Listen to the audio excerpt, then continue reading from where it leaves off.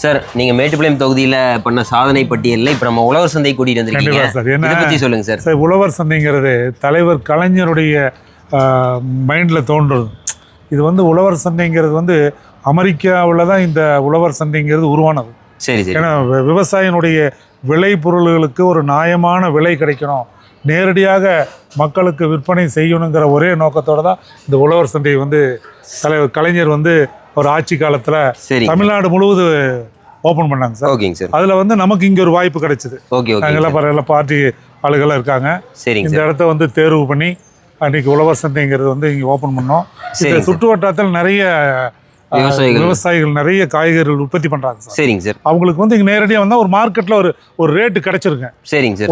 ஒரு ரேட்டு வந்து கிடைச்சிருங்க. சரிங்க சார். அதுக்காக வேண்டி இந்த உழவர் சந்தையை ஏற்பாடு பண்ணிருக்கு. இதுக்கு எவ்வளோ நிதி தேவைப்பட்டுச்சுங்க சார்? முதல்வர்கிட்ட எப்படி இது இடம் வந்து அரசாங்கத்தினுடைய கால்நடை மருத்துவமனையினுடைய இடங்க. சரிங்க. அவங்ககிட்ட இந்த இடத்த வந்து வாங்கிச்சுங்க.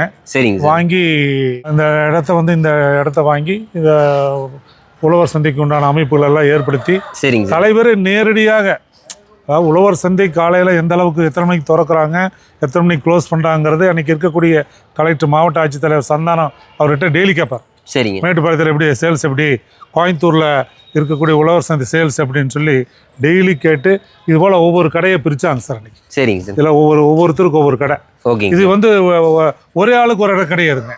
டெய்லி காத்தால வரக்கூடிய விவசாயிகள் எல்லாம் வர சொல்லி நம்பர் போட்டு குழு போட்டு யாராருக்கு எந்த நம்பர்னு ஒதுக்குவாங்க. அங்கங்க வச்சு வித்துக்க வேண்டியதான். பர்மனெண்ட்டாக ஒரு இடத்துல கிடையாது. சரிங்க சார். அப்படி விவசாயிகளுக்கு பிரித்து கொடுத்து இந்த விவசாயிகள் நேரடியாக செஞ்சாங்க சார். இது வந்து இந்தியாவிலேயே வந்து தமிழ்நாட்டில் தான் அது ஃபஸ்ட்டு வந்தது. ஓ சரி சரி. இந்தியாவில் தமிழ்நாட்டில் தான் வந்ததுங்க. இது வந்து அன்றைக்கி ஓப்பன் பண்ண கல்வெட்டுங்க சார். கல்வெட்டு தான் சார்.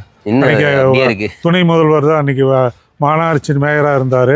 அவர் தான் வந்து இதை ஓப்பன் பண்ணார் சார். சரிங்க. அவர் தான் முன்னாடி இருக்கார் பாருங்க, பேர் மு.க. ஸ்டாலின் சொல்லி அவரே டேரெக்டாக வந்து ஓப்பன் அவரே நேரடியாக வந்திருந்தாருங்க.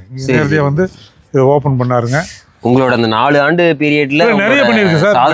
நிறைய பண்ணியிருக்கு. வாய்ப்பு வந்து தலைமை தான் சார்.